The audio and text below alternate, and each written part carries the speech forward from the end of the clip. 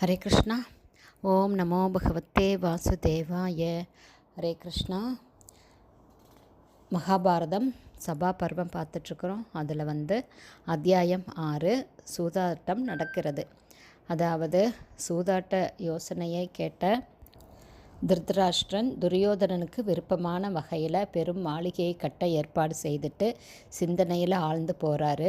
அதோட குற்றங்களை எல்லாம் அவர் தெரிஞ்சுதான் இருந்தார். ஆனாலும் பிள்ளை பாசத்தினால தடுமாறி போகிறாரு.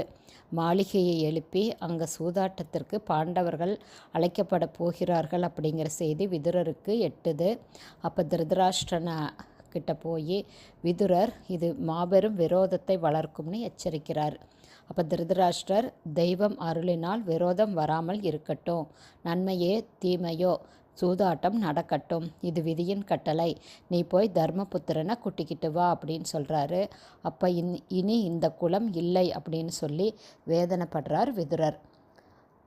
இப்போ அத்தியாயம் 6 சூதாட்ட யோசனையை திருதராஷ்டிரர் ஏற்பது, தர்மபுத்திரன் சம்மதம், பொருள் சேதம் சகோதரர்கள் பொருள் தேசம் சகோதரர்கள் அனைத்தையும் இழந்து பிறகு தன்னையும் தர்மபுத்திரன் இழப்பது, பிறகு சூதாட்டத்தில் இழக்கப்பட்ட திரௌபதி சபைக்கு இழுத்து வரப்படுவது, இதையெல்லாம் தான் 6வது அத்தியாயத்தில் நம்ம பார்க்க போகிறோம். சூதாட்ட யோசனையை பற்றி பீஷ்மர்கிட்ட தெரிவிப்பதற்காக விதுரர் போகிறாரு. அப்போது மீண்டும் திருதராஷ்டிரன் துரியோதனன்கிட்ட மன்றாடி சொல்கிறாரு, இது வேண்டாம் அப்படின்னு.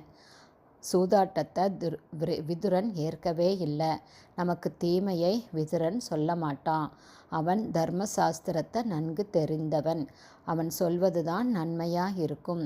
நம்முடைய குலத்திற்கே விதுரன் தலைவன். அதனால் விதுரன் சொல்கிறத நாம் கேட்டுக்கலாம். இந்த சூதாட்டம் வேண்டவே வேண்டாம் அப்படின்னு பலவாறாக இந்த சூதாட்டத்தை நிறுத்துறதுக்காக திருதராஷ்டிரன் துரியோதனன்கிட்ட மன்றாடி பேசுகிறாரு. இப்படி பலவாரா திருதராஷ்டிரன் எடுத்து சொல்லியும் துரியோதனன் மசியவே இல்லை. ராஜசூய யாகத்தில் தர்மபுத்திரனுக்கு நடந்த மரியாதையையும் அவனுக்கு சேர்ந்த செல்வத்தையும் மீண்டும் விவரமாக எடுத்து சொல்கிறாரு துரியோதனன். மற்றவர் பொருளை விரும்பக்கூடாது அப்படிங்கிறதும் பொறாமை கொள்ளக்கூடாது அப்படிங்கிறது எல்லாமே சாதாரண மக்களுக்கான தர்மங்கள். அரச தர்மம் இதிலிருந்து மாறுபட்டது. தன்னுடைய லாபத்தையும் தன்னுடைய மேன்மையுமே சிந்திப்பது தான் அரச தர்மம் இப்படின்னு நிறையா விஷயங்களை சொல்கிறாரு. பாக்கி நாளைக்கு பார்க்கலாம். ஹரே கிருஷ்ணா. குருதேவுக்கு ஜெய்.